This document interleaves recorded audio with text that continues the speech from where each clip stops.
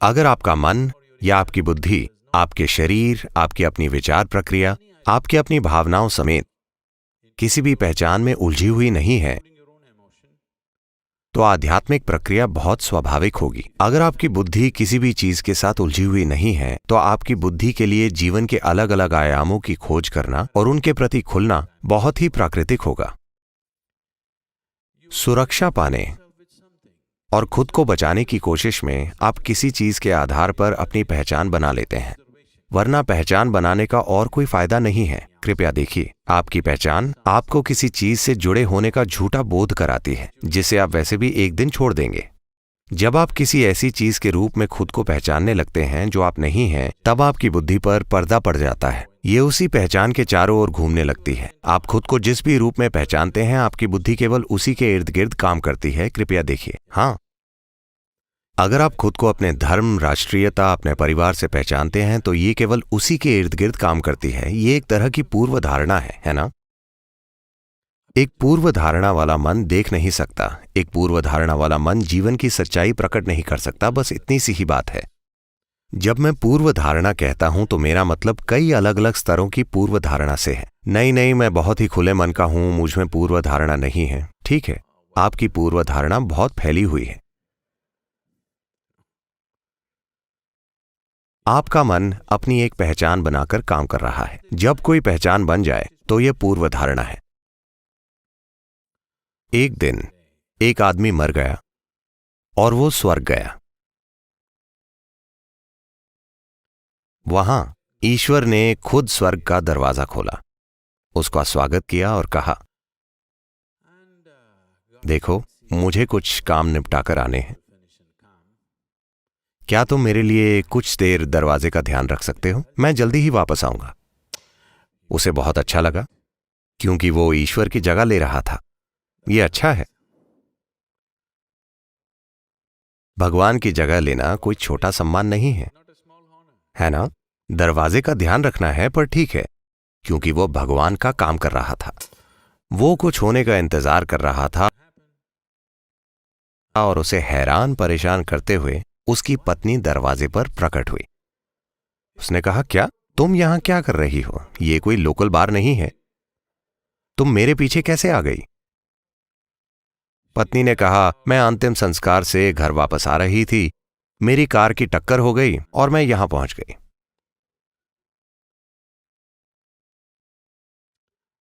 जब वो दाखिल हुआ था, तो ईश्वर ने उसके सामने एक परीक्षा रखी थी। जब वो दरवाजे पर आया था, तब ईश्वर ने उससे पूछा था, देखो मेरे बेटे, तुम यहां आए अच्छी बात है, पर अगर तुम स्वर्ग में प्रवेश चाहते हो, तो तुम्हें एक शब्द बोलना होगा। तो उसने सोचा, हे भगवान, क्या ये बूढ़ा आदमी स्कूल टीचर है? ये स्पेलिंग के लिए कह रहा है। क्या यहां भी कमबख्त स्पेलिंग टेस्ट होते हैं? ईश्वर ने कहा, चिंता मत करो, ये एक सरल शब्द है। क्या शब्द है प्रभु? ईश्वर ने कहा, तुम्हें लव शब्द की स्पेलिंग बतानी है। फिर उसने सोचा,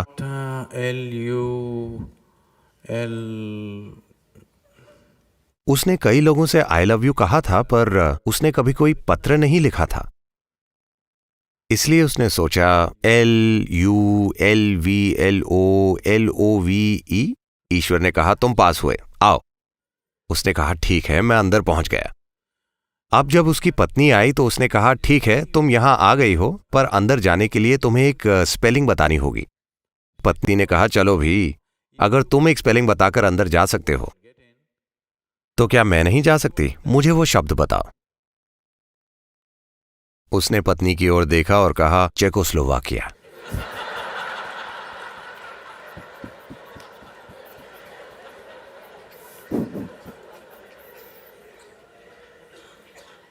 मन पूर्व धारणाओं से भरा हुआ है। ये इससे तय होता है कि आप खुद को किस रूप में पहचानते हैं। आप जिस भी रूप में खुद को पहचानते हैं, आपका मन उसी के चारों ओर घूमता है। इस समय आप खुद को ऐसी कई चीजों के रूप में पहचानते हैं जो आप नहीं हैं। मिसाल के लिए, मैं अभी बोल रहा हूं, और बोलते हुए अचानक अगर मैं ये ग्लास उठाकर कहूं, ये मेरा ग्लास है, तो आप सोचेंगे लगता है सद्गुरु को कोई परेशानी है। लेकिन ठीक है, सभी कहते हैं सद्गुरु बुद्धिमान हैं, चलो सुनते हैं। थोड़ी देर बाद मैं कहूं, ये मैं हूं, तो आप कहेंगे चलो अब बहुत हो गया।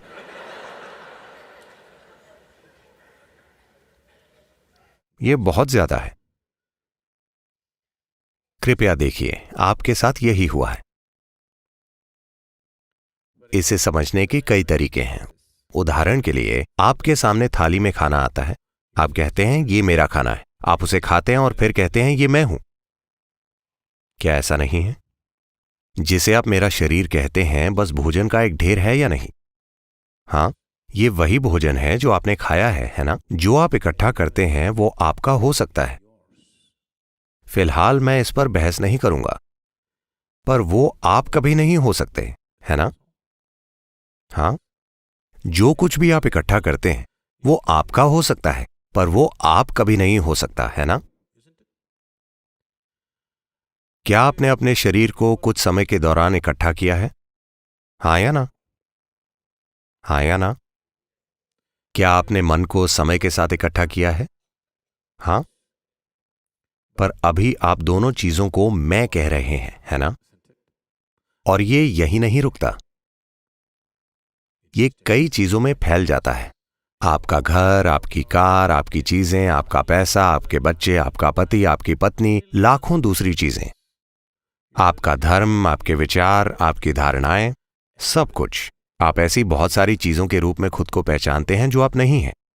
जब आप इस तरह के हो जाते हैं तो आपकी बुद्धि पर पर्दा पड़ जाता है। ये एक कमजोर बुद्धि है, उसने अपनी पैठ खो दी है। It simply repeats old nonsense. ये केवल पुरानी बकवास को दोहराती रहती है। आपने तेनाली रामकृष्ण के बारे में सुना है? तेनालीराम एक विदूषक थे। कृष्ण देवराय के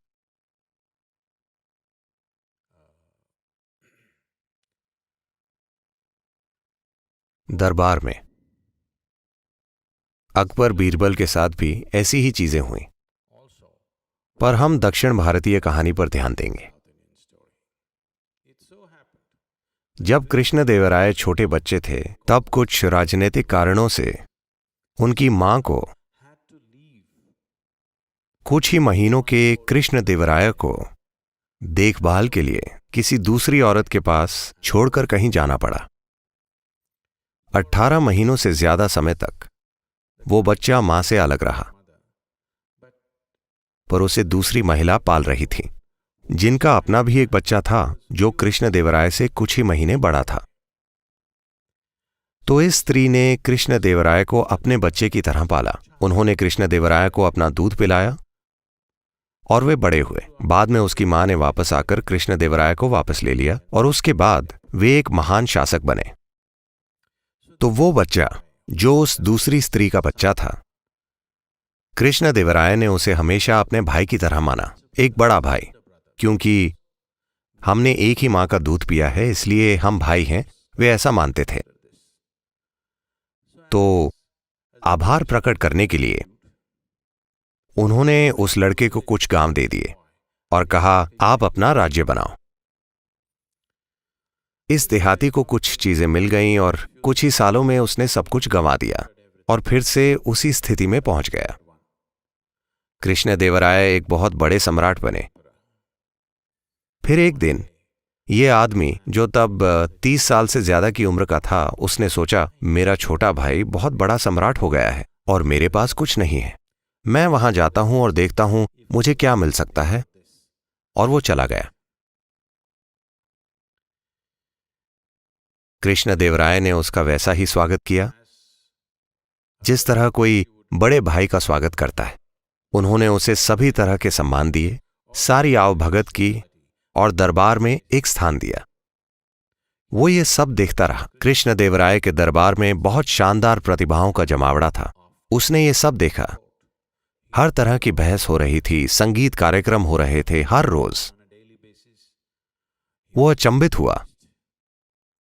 और सबसे बढ़कर तेनालीराम एक बहुत ही बुद्धिमान सहायक था। फिर उसने कृष्णदेवराय से अपना दुखड़ा रोया। तुम इतने सफल हो, तुम बहुत बड़े राजा हो गए हो क्योंकि तुम्हारे पास इतने बुद्धिमान लोग हैं।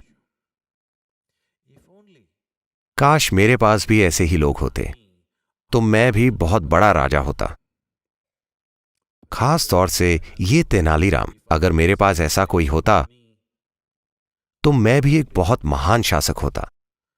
तो कृष्णदेवराय को यह सुनकर बुरा लगा और उन्होंने पूछा, मैं आपके लिए क्या कर सकता हूं मेरे भाई? उसने कहा, अगर तुम इस तेनालीराम को मुझे दे दो तो मैं जाकर अपना महान साम्राज्य बनाऊंगा।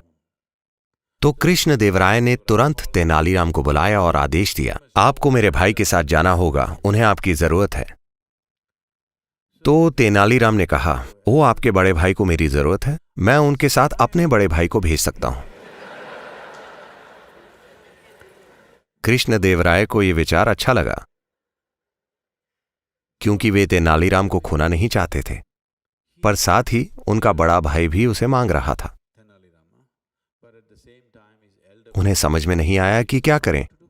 ओह, वाकई आपका बड़ा भाई है, मुझे नहीं पता था। हाँ, मेरा एक बड़ा भाई है, मेरे बड़े भाई को आपके बड़े भाई के साथ भेज देते हैं। तो उन्होंने जाकर उस व्यक्ति से पूछा, तेनालीराम का बड़ा भाई आपके साथ जाने के लिए तैयार है, क्या यह ठीक है? तो उस मूर्ख ने सोचा, अगर तेनालीराम इतना बुद्धिमान है तो उसका बड़ा भाई। उसने कहा, ठीक है। अगले दिन उसे जाना था और एक बड़ी विदाई आयोजित की गई। फिर दरबार की भरी सभा में सभी इकट्ठा हुए और तेनालीराम एक बैल के साथ दाखिल हुए। वे दरबार में आए।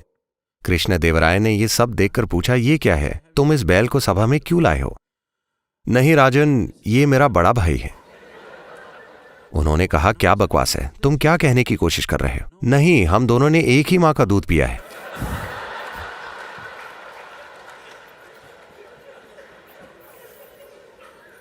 जब आप ऐसी चीज के रूप में खुद को पहचानने लगते हैं जो आप नहीं हैं, तब आपकी बुद्धि किसी काम की नहीं होती, ये बस दोहराती रहती है। So this repetitive intelligence is what we are referring to as karma. तो इस दोहराने वाली बुद्धि को ही हम कर्म कहते हैं। जब हम किसी को पहले से तय ढर्रों से गुजरते देखते हैं, चाहे वे कितनी भी अच्छी परिस्थितियों में हों। आज सुबह सूरज बहुत अच्छी तरह से ऊपर आया पर कोई दुखी है। फूल खिल रहे हैं, मौसम अच्छा है, सब कुछ शानदार है, पर कोई दुखी है। तब हम कहते हैं, अरे ये उसका कर्म है। हम ये क्यों कह रहे हैं? ये उसकी अपनी करनी है, क्योंकि उसने ऐसे पैटर्न बनाए हैं जो खुद को दोहराते हैं। वो सूर्योदय का आनंद लेने में सक्षम नहीं है, वो सुंदर मंद हवा का आनंद लेने में सक्षम नहीं है, वो फूलों की सुगंध लेने में सक्षम नहीं है। उसके कर्म चल रहे हैं, उसके सिर में जो चल रहा है वो उस पर राज कर रहा है। ये कर्म है। कर्म का अर्थ है करनी, आपकी करनी, या दूसरे शब्दों में जीवन का आपका अनुभव 100% आपकी करनी है, ये किसी दूसरे की करनी नहीं है।